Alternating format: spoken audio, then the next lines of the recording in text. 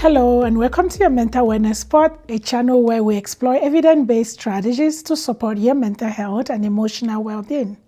Here, science and faith also meet as we sometimes incorporate biblical principles alongside clinical concepts.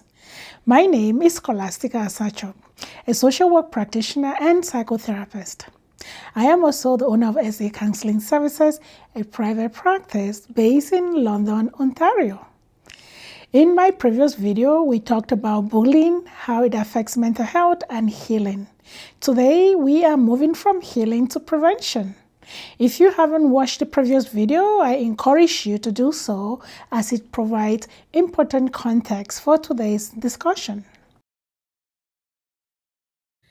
Bullying thrives in silence. Something many people don't talk about is that bullying often continues not because it's invisible, but because people are afraid to speak up. It continues when people remain silent. Victims stay quiet out of fear of retaliation, rejection, or not being believed. Silence can allow bullying to persist, and in many ways, it becomes a hidden form of violence. As a psychotherapist, I want to make this clear. Bullying thrives in silence, but healing and prevention begins when we speak up. Prevention isn't only about punishing harmful behaviors, it is also about creating emotionally safe and supportive environments. Evidence-based research shows that emotionally safe environments reduce aggression, support mental well-being, and build resilience and reduce or prevent bullying. Understanding why bullying happens can help with prevention.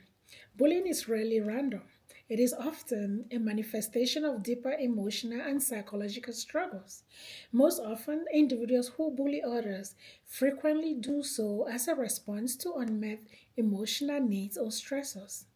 Some of the key drivers of bullying behavior include insecurity or low self esteem, seeking control when feeling powerless, desire for dominance or respect, poor emotional regulation, such as difficulty managing emotions, anger, jealousy, or embarrassment, and exposure to conflict or unhealthy environments, unresolved trauma, or chronic stress. Understanding these root causes doesn't excuse bullying. However, it provides a foundation for prevention and intervention. For example, a child acting aggressively in school may be dealing with rejection or instability at home. Teaching emotional literacy, empathy, and coping skills can prevent the struggles from manifesting as a harmful behavior.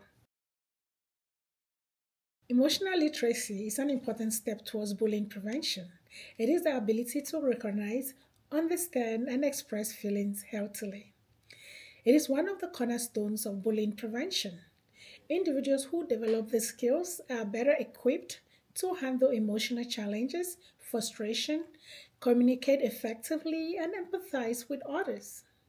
Evidence-based research shows that social emotional learning programs in schools and communities significantly reduce bullying incidents. Teaching children and adults to articulate feelings instead of acting them out allows prevention before aggression occurs. Parents and caregivers have a vital role to play in preventing bullying. They are the primary influencers in a child's emotional development. Children learn how to regulate emotions, resolve conflict, and develop empathy in their home environment. Children should learn how to name their pain and express their feelings in a healthy way. Caregivers can help them identify their emotions clearly, have their feelings validated, have them learn coping strategies and grounding techniques, develop problem solving skills, and caregivers should also help children to explore alternative ways to respond to crisis and also encourage children to practice empathy. Children in emotionally supportive homes are less likely to engage in bullying behaviors and better equipped to navigate peer challenges.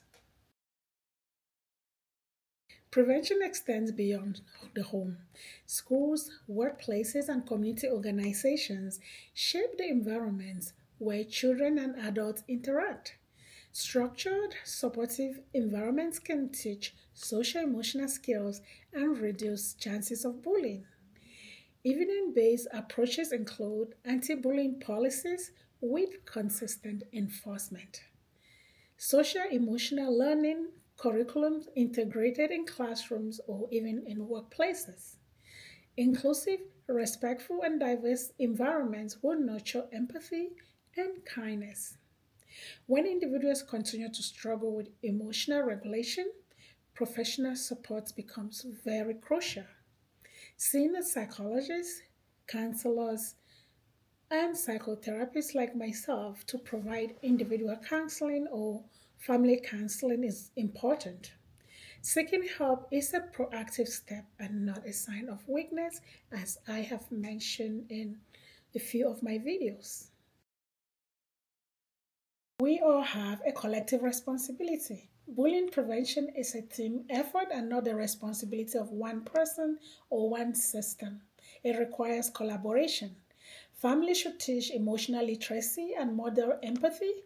Schools and workplaces provide safe environments and anti bullying programs.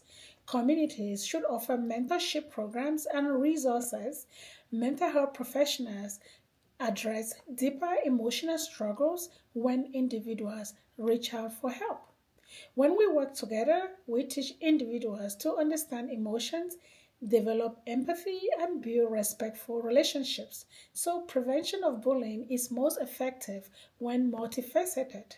By raising emotionally aware and compassionate children, we create safer schools, stronger communities, and a future generation that treat others with respect. Bullying prevention is not just a program, it is a collective commitment to emotional and social responsibility. From a Christian perspective, Christ calls us to treat others with dignity and compassion. As Matthew chapter 7 verse 12 reminds us, do unto others as you will have them do unto you. Also in John chapter 13 verse 34, Jesus gives us a new commandment, love one another as I have loved you. When we combine psychological insight with Christ centered values, we create stronger, healthier communities and environments where bullying has less room to take root and where people feel safe to speak up. I want to share a helpful resource. In our storybook, Abigail and Friends, one of the characters share her lived experiences of being bullied and how she got help, making the book a great resource for understanding and combating bullying. The storybook, as some of you may already know, introduces mental health challenges in a simple, relatable, and engaging way for children, caregivers, educators, and mental health professionals. Some adults have also attested that it has benefited them. You can find copies on Amazon, both in English and in French. The link is below.